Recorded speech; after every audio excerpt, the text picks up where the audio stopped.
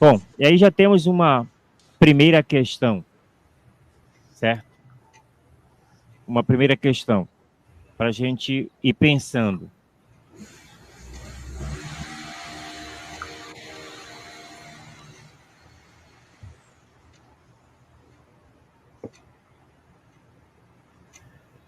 Vocês conseguem ver a questão aí, professora? Consigo. Consegue ver, professor Manuel? Consigo. Ok. Queridos, mestre e mestre, por que a indiscutível pertinência da teoria marxista perdeu tanto espaço no mundo Otier? Por quê? Fracassamos? E parabeniza pela contribuição. Certo?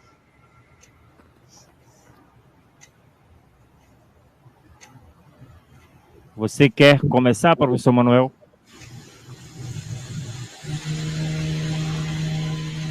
Pode ser. Pode ser, posso começar. De certa forma, na minha fala, eu já anunciei isso. Eu já anunciei isso. No fundo, Marx continua sendo um perigo. A teoria marxista, a teoria crítica, certo? Continua sendo um profundo perigo. E é em função disso que é preciso abolir Marx antes que efetivamente nós consigamos abolir o capitalismo como sistema. Né? Então, veja, na medida em que há todo um ferramental de análise que ainda se mantém, eu diria, absolutamente atual para o nosso tempo, ele utiliza a palavra Odier, isso faz com que seja preciso atacar alguns autores, atacar algumas perspectivas teóricas. É interessante porque quando aconteceu a crise de 1929, né, há uma história que de fato é verdade, mas que soa como se fosse uma piada.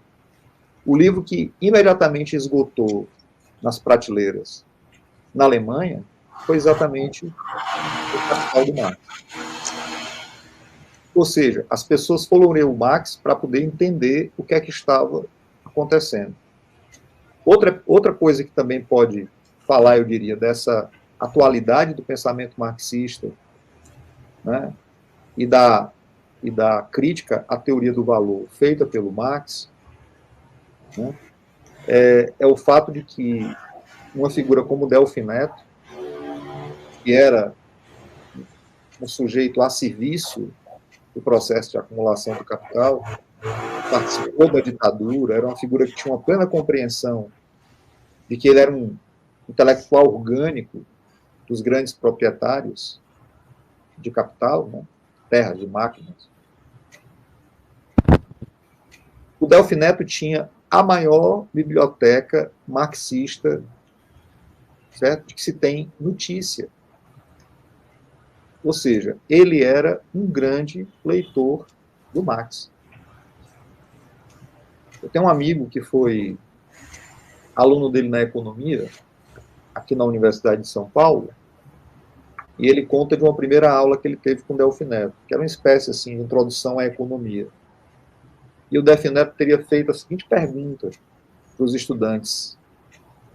Tipo, quem é aqui que ganha 4 milhões por mês? Aí ninguém levantou a mão na sala. Quem aqui ganha 2 milhões por mês? Ninguém levantou a mão. E ele foi baixando esses valores até chegar por volta aí de uns 50 mil, só uns anos atrás.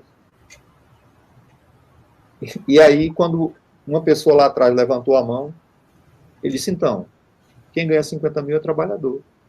Somos todos trabalhadores. Quer dizer, o próprio Delfim Neto tinha consciência de que aquele que efetivamente não detinha capital e, portanto, vivia de um salário, em sendo assalariado, também era trabalhador. Não era capitalista. Agora, veja a sinuca em que nós nos metemos. Boa parte do discurso, né, pós-moderno e neoliberal propõe que resolvamos as nossas questões no âmbito individual, abandonemos qualquer luta coletiva abandonemos qualquer perspectiva de transformação radical da realidade, está propondo que nós somos empreendedores, que nós somos inovadores, que nós somos empresários de nós mesmos. Percebe? E aí, é aquela velha história, né? A Alexandrina falou um pouco agora, nós somos os emperdedores, né? Porque a tendência, efetivamente, é desagregar essa possibilidade de unificar as lutas anticapitalistas. E a grande questão é essa, como é que nós unificamos as lutas anticapitalistas e derrotamos um sistema que se corrói por dentro, que acaba com todas as nossas possibilidades de realização humana, com toda a possibilidade de emancipação da humanidade, de toda a possibilidade de realização efetiva da humanidade, como projeto, que acaba, inclusive, com qualquer perspectiva de sonho, de um projeto outro que não seja o desse sistema. Então é por isso que é preciso vilipendiar, atacar, reduzir, né? Tentar enterrar de todas as maneiras o Marx. Só que é engraçado porque quanto mais tentam enterrar Marx, mais ele é efetivamente importante para a explicação da crise que a gente vive hoje. Quanto mais tentam sepultar Marx, mais ele permanece presente, dando contribuições valiosas ao entendimento. É por isso que o nosso esforço é levar Marx adiante. Não Marx, o sujeito, não Marx, o personagem, mas o método, aquilo que efetivamente ensejou as suas análises. Então, nosso esforço é um esforço de método. Por isso que a professora Alexandrina, muito didaticamente, como uma grande mestra, disse, olha, trocamos o método pelas metodologias. Trocamos uma maneira de olhar e de problematizar o mundo por um conjunto de procedimentos, que é o que hoje se aprende muito na universidade. Ou seja, vivemos hoje um profundo empobrecimento da nossa capacidade, inclusive, de analisar o mundo. Então é preciso um retorno ao método. É preciso efetivamente entender melhor Marx. E eu acho engraçado porque essa é uma fala muito interessante do professor Manuel Corrêa de Andrade, né? Ele fala muito no que era um certo marxismo axilar. Muita gente não leu Marx, né? O trazia, às vezes, debaixo do braço. Por isso que ele chamava de marxismo axilar. Porque ele via o Marx debaixo da axila, com as páginas amareladas e tal, mas não lidas. E esses, que nunca leram bem Marx, que nunca entenderam a obra, são os primeiros a dizer que Marx reduzia o processo de análise. Creio que é isso. Passo a palavra à professora Alexandrina. Não, eu concordo com tudo que o Manuel colocou, achei muito interessante o marxismo axilar, porque eu convivi, né? Meu pai usava uma expressão, é um burro carregado de livros, né? Então, era aquele que vivia a quantidade de livros que ele carregava, mas, na realidade, ele não lia. Eram chamados orelhas de livro, viu, Manuel? Conheci muitos colegas meus que iam para as feiras de livro e eu ia escondida para olhar, liam as orelhas do livro e, no outro dia, iam para o debate. Vazios, né? E queriam discutir. Mas só complementando, só duas questões. Em termos da vivência, né? Da minha própria vivência. Primeiro, é interessante a gente ler Gundrich, né? Quando Marx vai mostrar, e aí dentro da geografia fundamental, para mostrar qual é a diferença de uma leitura crítica, né?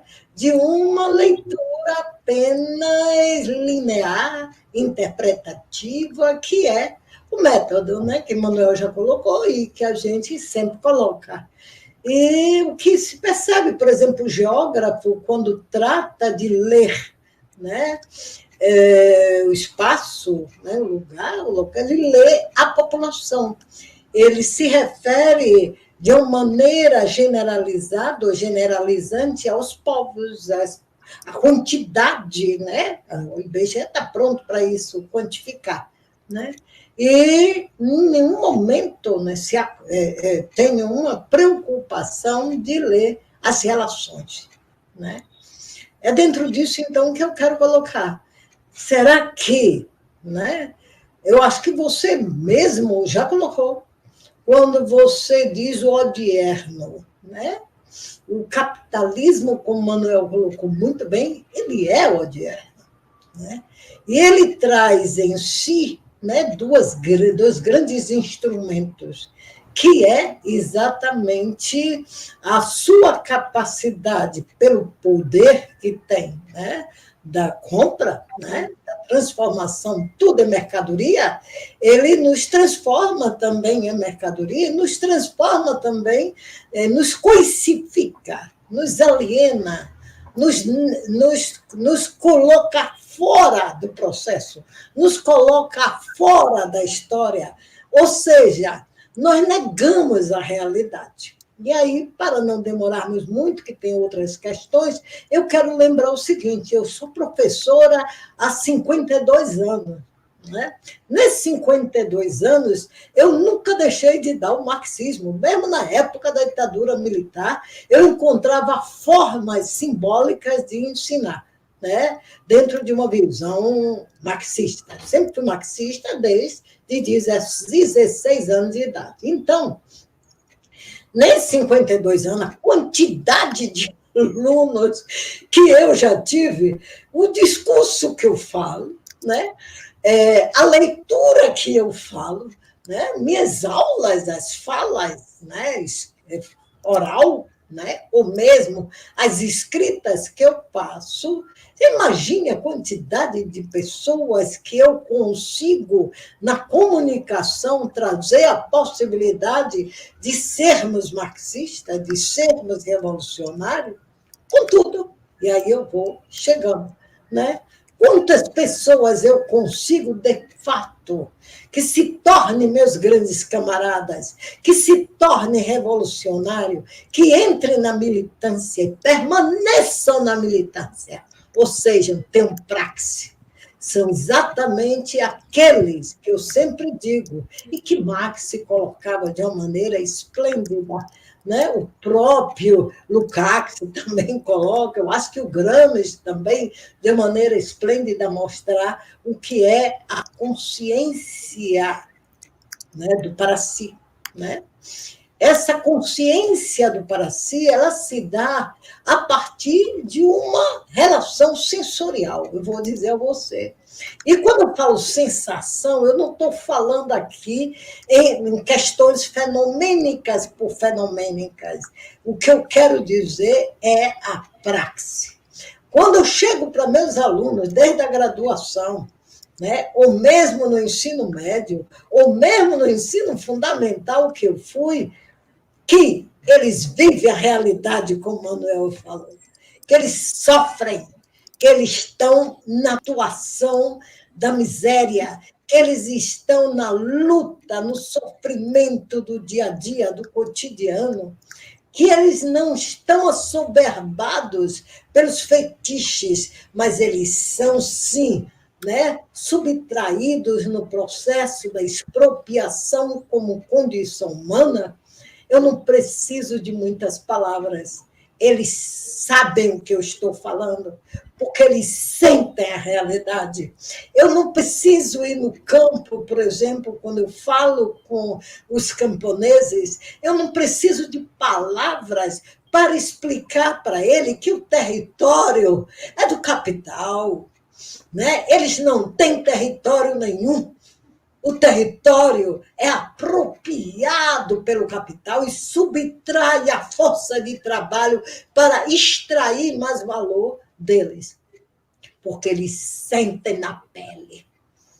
O que nós estamos assistindo, eu vejo que esse capitalismo odierno, ele é, né, o capitalismo de consumo cada vez maior, né, que nos coisifica cada vez mais, nos, então, impede, impossibilita de conseguirmos sem ver a realidade e observar as contradições, nos colocar enquanto sujeitos reais no processo da luta de classe e percebermos claramente que, como o Manuel colocou de uma maneira divina na sua fala inicial, perfeita.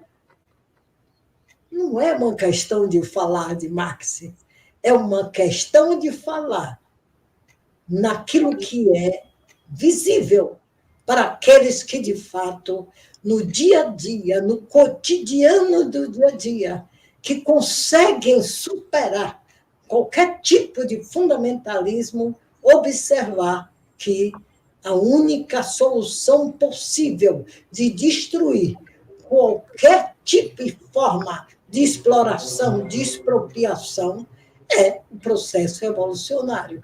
Então, como o Manuel já explicou, esse é uma condição dos sujeitos sociais históricos envolvidos na militância. Aqueles que botam os livros debaixo do braço, no marxismo axilar, eles não passam de vozes constantes de anunciar nada mais do que a permanência da desigualdade, da miséria. É como eu entendo.